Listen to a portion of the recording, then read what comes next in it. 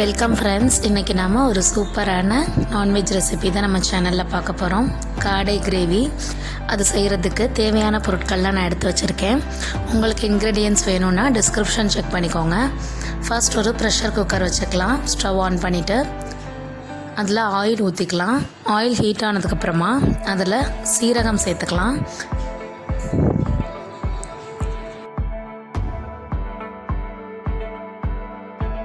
சீரகம் நல்லா ஃப்ரை ஆகிட்டு இருக்கும்போது இதில் 2 சிவப்பு மிளகாய் சேர்த்துக்கலாம். சேர்த்துட்டு நல்லா ஃப்ரை பண்ணி விட்டுக்கலாம். அடுத்தது கட் பண்ணி வச்சுருக்கிற வெங்காயத்தை சேர்த்துக்கலாம். வெங்காயம் சேர்த்து நல்லா வதக்கிக்கலாம்.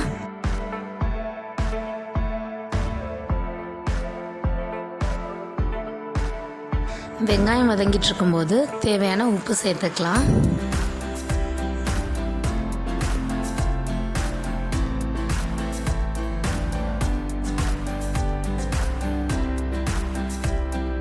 இப்போ இந்த அளவுக்கு வெங்காயம் வதங்கினதுக்கப்புறமா நம்ம க்ளீன் பண்ணி எடுத்து வச்சுருக்க காடையை இதில் சேர்த்துக்கலாம். காடை நல்லா மஞ்சத்தூள் போட்டு க்ளீன் பண்ணிக்கோங்க. அப்போ தான் ஸ்மெல் வராது. 5-6 தடவை தண்ணி ஊற்றி நல்லா க்ளீன் பண்ணிக்கலாம். க்ளீன் பண்ண காடையை சேர்த்தாச்சு. இப்போ சேர்த்துட்டு நல்லா மிக்ஸ் பண்ணி விட்டுடலாம்.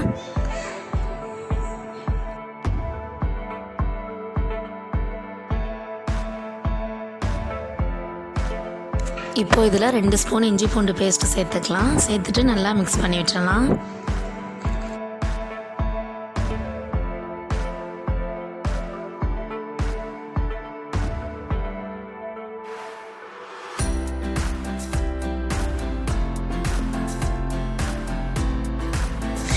இந்த ஸ்டேஜில் இதில் நம்ம தக்காளி கட் பண்ணி வச்சுருக்கோம்ல, அதை ஆட் பண்ணிக்கலாம். ஆட் பண்ணிவிட்டு நல்லா வதக்கி விட்டுறலாம்.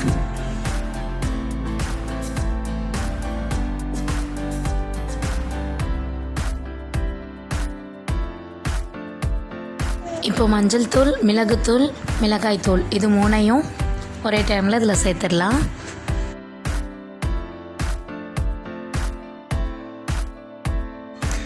இது எல்லாத்தையும் சேர்த்துட்டு நல்லா மிக்ஸ் பண்ணிக்கலாம்.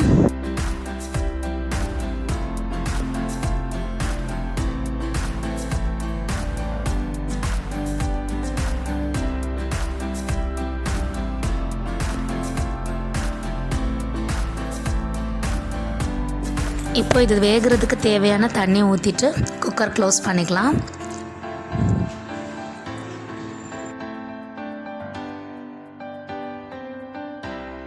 குக்கர் க்ளோஸ் பண்ணிவிட்டு 2 விசில் வெயிட் பண்ணலாம்.